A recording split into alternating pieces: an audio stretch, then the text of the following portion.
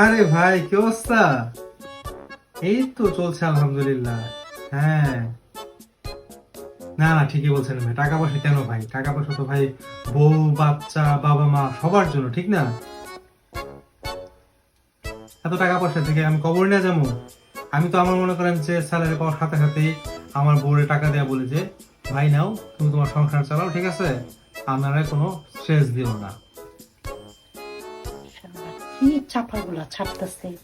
বোরে নাকি টাকা পয়সা দেয় বউ বাচ্চা বাবা মার জন্য, একটা টাকা খরচ করে না। কিপটার হাড্ডি, আজকে তোরে বাগে পাইছি তারা।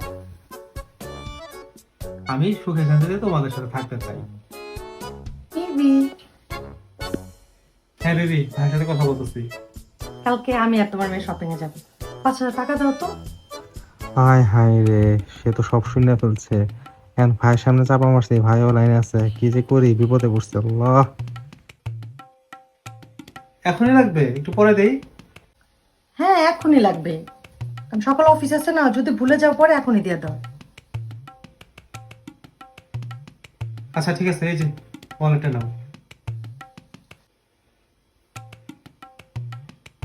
হ্যাঁ ভাই ঠিক আছে, হ্যাঁ আচ্ছা ভাই ঠিক আছে, তো আপনার ভাবে টাকা দিলাম আমাকে 5,000 টাকা। হ্যাঁ হ্যাঁ, আচ্ছা ভাই তাহলে পরে কথা হবে না। শালি চান্সে কি ছক্কাটা মারলো।